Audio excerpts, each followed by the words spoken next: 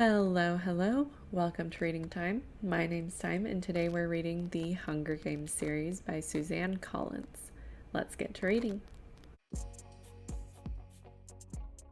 The Hunger Games by Suzanne Collins is a young adult trilogy series about a girl named Katniss who lives in the future remnants of the United States of America in a country known as Panem, which is split into 12 districts and one capital. The capital hosts an annual competition fight to the death show known as the Hunger Games, which is what this series revolves around. As I said, this series is a trilogy. The first book is entitled The Hunger Games. The second book is entitled Catching Fire. The third book is entitled Mockingjay. And there is a prequel book entitled The Ballad of Songbirds and Snakes. I will not be reviewing The Ballad of Songbirds and Snakes in this particular video, as this book was published in 2020 after the poster that we're basing our challenge off of was made. However, I do plan on doing a separate video devoted to The Ballad of Songbirds and Snakes as a bonus, so be on the lookout for that if you're interested. I would give this book series a 5 out of 5 star rating. I've read this series multiple times before, excluding the prequel book. I've only read that one time before now. And there's a reason that this is a series that I have come back to multiple times. The plotline is well paced. There's a lot of action that happens, especially in that first book, that makes it so that you just want to keep reading. It's hard to put the book down. The characters are flawed in a way that makes it easier, I think, to identify with them. Even the heroine of the story, Katniss, she is not put on a pedestal as this perfect representation of what it should be to be a hero of a story. She has flaws that I think are realistic for someone in her situation. And the writing is so good. This is a series that has made me cry in the past. Even on this read, I found myself tearing up at certain moments just because of how much you come to care for these characters or how intense the situations they're put in are. What I forgot to mention in the summary of my series earlier was that the Hunger Games, the fight to the death competition show that is featured in this series, is completed and done by children between the ages of 12 and 18. So this book features children fighting to the death. As such, as you can imagine, there is a lot of content to be aware of in this series, and I would definitely recommend not just recommending this to any young reader. As you can imagine, with a fight to the death premise, there is a lot of violence in this series. Sometimes the violence is not very descriptive. It's just, this is how so-and-so died. Other times it does get more gory and more graphic, especially as we get later in the series. The violence develops later in the series to also include some war violence. So we see additional things such as bombings to civilians. There is also a whipping scene in the second book to be aware of as well. Substance usage is also prevalent in this series. One of the mentors for the Hunger Games, Haymitch, is a well-known alcoholic and is often seen either drunk or hungover throughout the series. He does sober up at different points, but ultimately he usually goes back to drinking excessively. Additionally, as the series progresses and as we are introduced to older tributes of the games, we see increased examples of these tributes who heavily rely on either alcohol or drugs to maintain their sanity. Sexual content in this series is not explicit. There's no sex scenes or anything like that described in the series. However, the tributes in the series, the children who are going into the Hunger Games to compete, can take a sexy angle in order to get more sponsors, or in other words, in order to get more supplies in the arena. The main character of this series, Katniss, is actually involved in a forced romance with one of her other competitors in order to gain more sponsorships in the first and second books. Additionally, one of the characters in the third book of the series, Mockingjay, reveals that tributes who have come to adult age and are especially attractive are threatened with harm to their loved ones if they do not sell themselves to prominent capital citizens. One other additional kind of miscellaneous piece of content that I'm going to include because it makes me a little bit uncomfortable when I read about it are the genetic mutations or mutations created in the series. The game makers, the people who are creating the Hunger Games, and some other capital scientists create hybrid creatures of different animals or of people and animals. And a lot of scenes involving these mutations can be psychologically disturbing. I know that most mutation scenes, for me at least, definitely turned my stomach. That might not be something that bothers you, but I personally had issues with it, so I figured I would mention it. Now, as you can imagine, with the amount of content present in this series, I do not recommend this for anyone under the age of 13.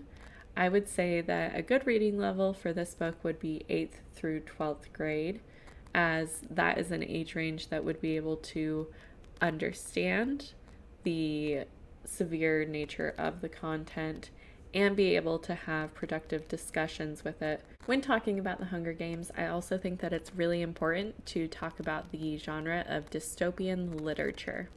Usually, dystopian books will take a political or social issue that we see today, and then it will take it to its greatest extremes. Dystopian literature is often characterized by its themes, which can include propaganda, restrictions on independent thought, independent freedoms, an increase in conformity, or a fear of the outside world.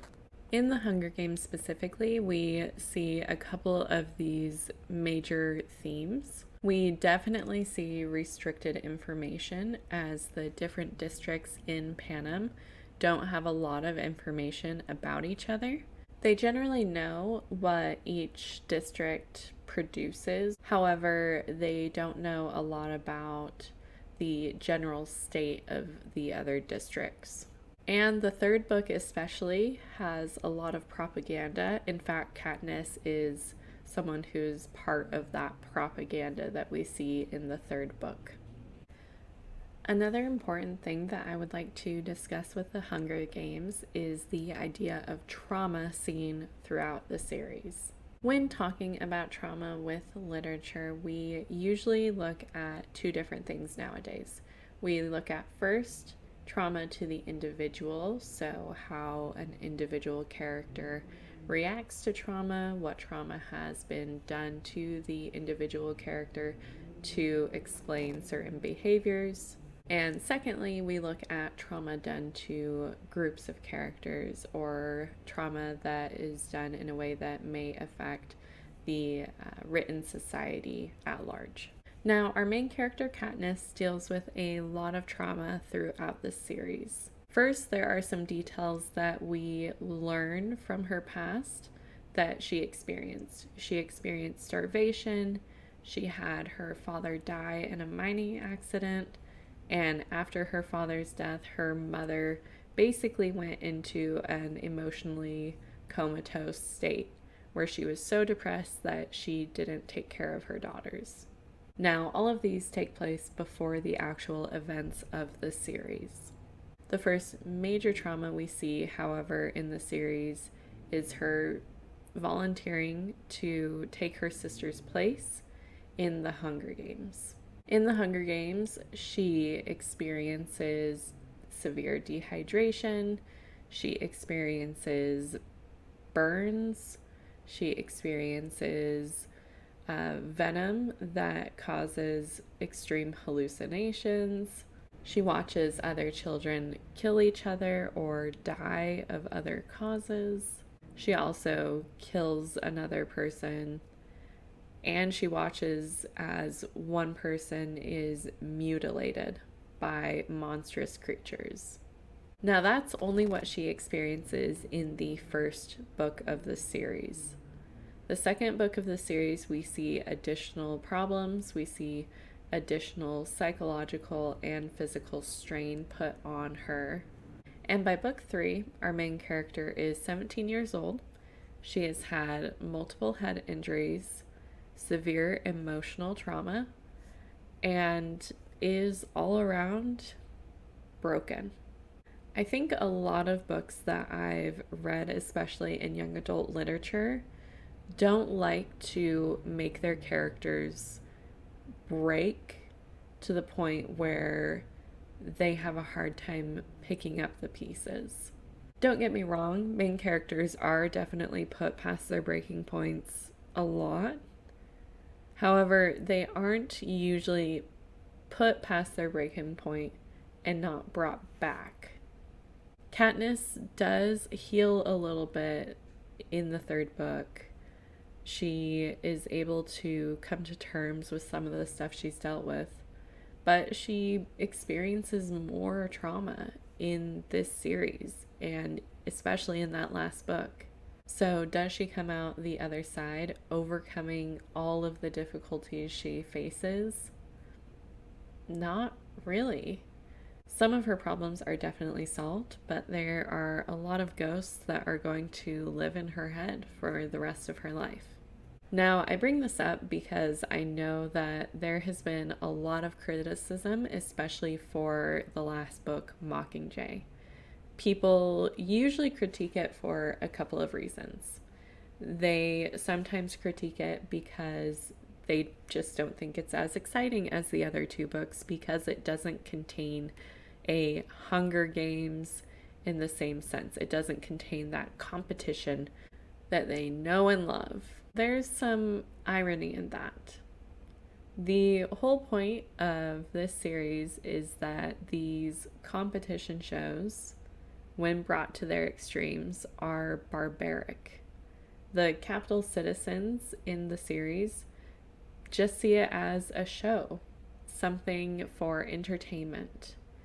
They don't have any problem with sending 24 children into a life or death situation where they have to kill each other or die in some other horrific way. So, when you have readers critiquing that the third book in the series does not have that element, they are essentially just like the capital citizens. They are waiting for that blood and gore that is akin to a Roman Colosseum.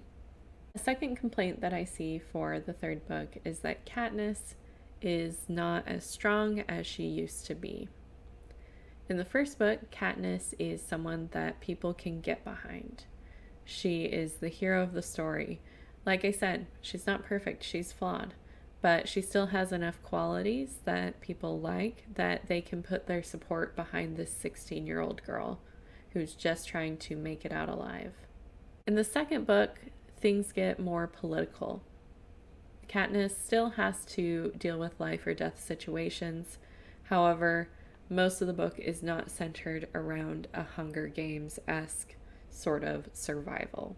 She's still strong. We see a little bit of maturity, but we also don't really see too much of a difference between who she was in the first book and in the second book. In the third book, however, Katniss spends a good majority of the book either in the hospital or wandering around halls aimlessly, sometimes crying or screaming, ending up in hidden corners of places.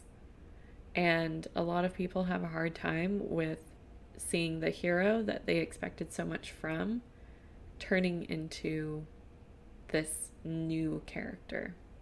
However, I don't think that when people talk about Katniss in this way, they fully realize or understand how horrific the events that she experienced were and how much they have impacted her.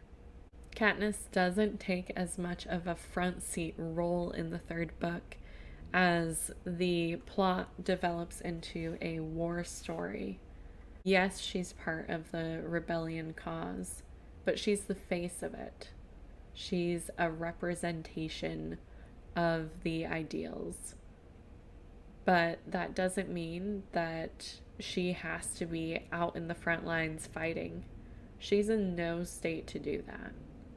And personally, I think that is really remarkable that Suzanne Collins wrote it in this way, because she could have put Katniss on the front lines. She could have put Katniss as the general of the war effort, but she didn't. And this adds an authenticity to the book, and I think better highlights the horrors of the society presented of Panem. Now, I am by no means a trained psychologist. This is just my own thoughts and observations by looking at this series through a trauma-based lens.